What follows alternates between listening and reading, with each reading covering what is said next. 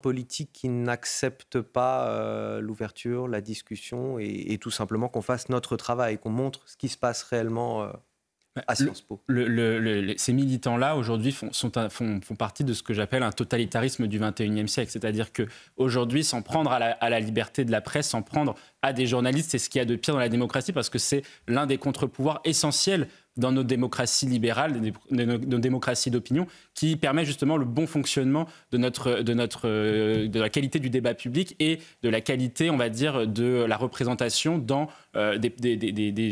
Français dans le débat. Or, aujourd'hui, ce que l'on voit, c'est que, en plus, la liberté de la presse ne recule pas hein, sur les derniers classements. Quand on prend les derniers classements de Reporters sans frontières, on a une progression, on va dire, de la liberté de la presse en France. La France gagne des places. Non, ce qui se joue aujourd'hui, c'est que le wokisme tel qu'il est incarné par ces gens-là est un délire dangereux qui va justement, qui cherche à interdire et à justement, au nom de la lutte contre les inégalités, à créer de nouvelles inégalités contre d'autres personnes, parce qu'ils considèrent aujourd'hui que CNews, que BFM TV pour les sites qui ont été cités, font partie d'un complexe de dominants dans la société et qu'il faut inverser le rapport de force. Et aujourd'hui, ils s'en prennent là, donc ils créent des discriminations contre des personnes, en l'occurrence ici des journalistes, pour lutter contre ce qu'ils appellent les discriminations woke. Ça illustre est très importante parce qu'en fait, elle pose la question de qu'est-ce que vont faire les migrants en fait, dès qu'ils arrivent sur une première côte européenne, donc principalement dans les pays d'Europe du Sud, et où est-ce qu'ils vont là, ce que l'on voit, c'est qu'effectivement, sur la question de cette loi, c'est que l'effet aujourd'hui psychologique n'est pas encore tout à fait démontré.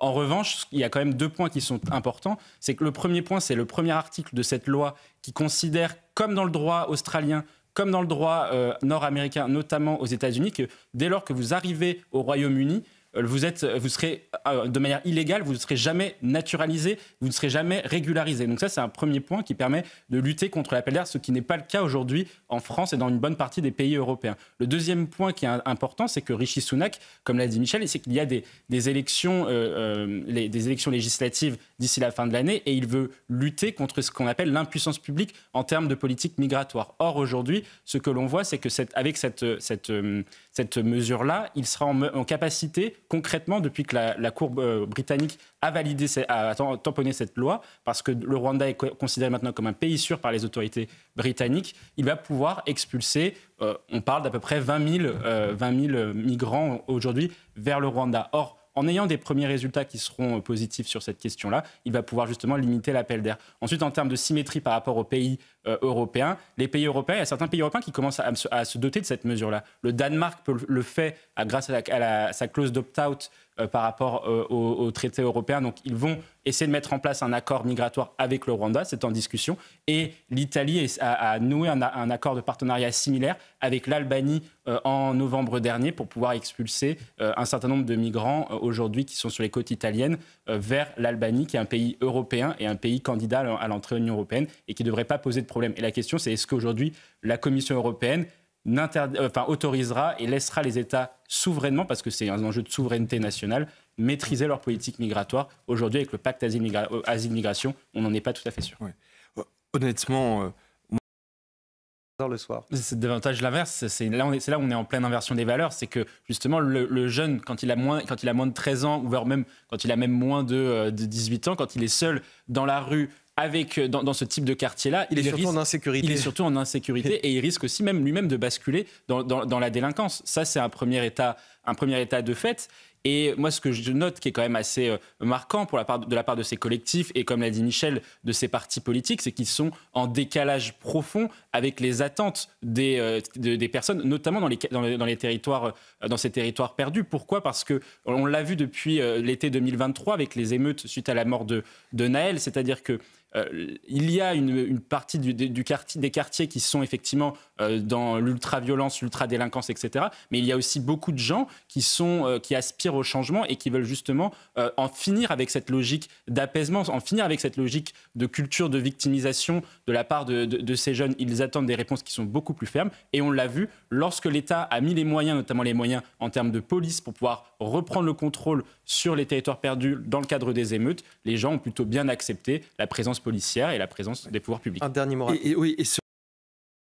cette occupation. Ah, mais même plus que couché, la direction de Sciences Po, depuis des années, les directeurs de Sciences Po accompagnent ce mouvement-là parce qu'ils sont sur le même logiciel politique global par rapport à la question notamment de l'islamo-gauchisme. Pourquoi ? Parce que ce que l'on voit, il y a un sondage qui l'a démontré du CEVIPOF, c'est que il y a 40 ans, les étudiants de Sciences Po étaient à peu près à 50% de droite et à 50% de gauche. Un peu plus de gauche, évidemment, mais c'était assez marginal.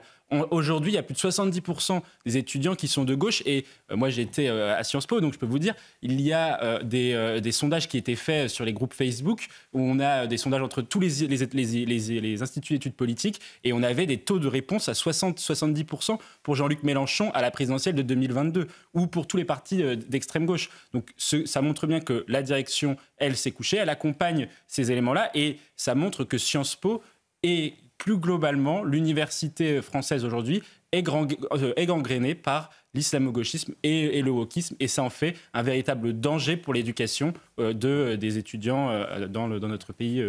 C'est ce qui est pour mettre fin finalement à cette occupation. Ah, mais même plus que couché, la direction de Sciences Po, depuis des années, les directeurs de Sciences Po accompagnent ce mouvement-là parce qu'ils sont sur le même logiciel politique global par rapport à la question notamment de l'islamo-gauchisme. Pourquoi ? Parce que ce que l'on voit, il y a un sondage qui l'a démontré du CEVIPOF, c'est que il y a 40 ans, les étudiants de Sciences Po étaient à peu près à 50% de droite et à 50% de gauche. Un peu plus de gauche, évidemment, mais c'était assez marginal.